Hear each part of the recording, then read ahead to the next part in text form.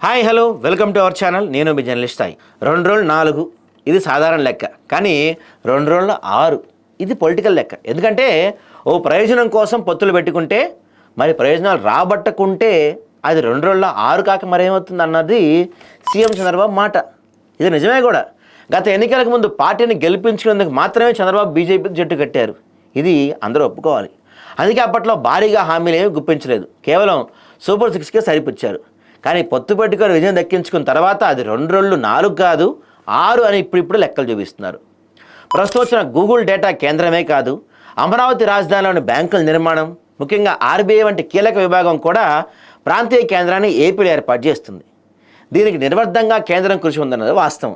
అందుకే చంద్రబాబు ఆనందంలో ఉన్నారు.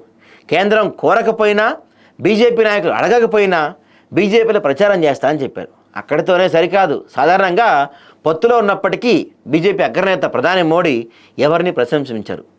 ఎంతో లబ్ధి మంది అని కూడా ఆయన బహిరంగ వేదికలపై మెచ్చుకున్న దాఖలా ఎక్కడా మనకు కనిపించదు.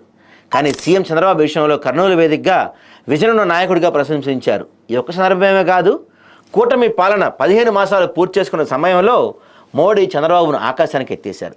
ఇవి చంద్రబాబు 2 రోజులు 6 అనే లెక్కలు సాధకం చేసుకున్నాయి. అదే సమయంలో నిధుల విషయంలో కూడా కేంద్రం ఉదారంగా ఉండడం అనిపిస్తుంది. అమరావతికి ప్రపంచ బ్యాంక్ 1750 కోట్ల కొన్నాళ్ళ కిందట ఇచ్చింది. వీటికి లెక్కలు చూపిస్తూనే తర్వాత 1800 కోట్లు ఇస్తామని చెప్పింది, కానీ లెక్కలు చూపించలేదు.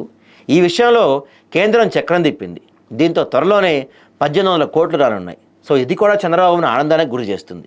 అదేవిధంగా ఆర్థిక సంఘం నిధులతో పాటు బడ్జెట్ ప్రతిపాదనలు, విశాఖ ఉక్కుకి ఇస్తున్న సాయం వంటివి, అరసిల్లారి మెట్ల పరిశ్రమ ఏర్పాటుకు తోడ్పాటు వంటివి కూడా చంద్రబాబుకు కేంద్రం నుంచి 2 రోజుల 6 అన్నట్టుగా సాయం అందడంపై సంతోషం వ్యక్తం చేస్తున్నారు చంద్రబాబు నాయుడు గారు.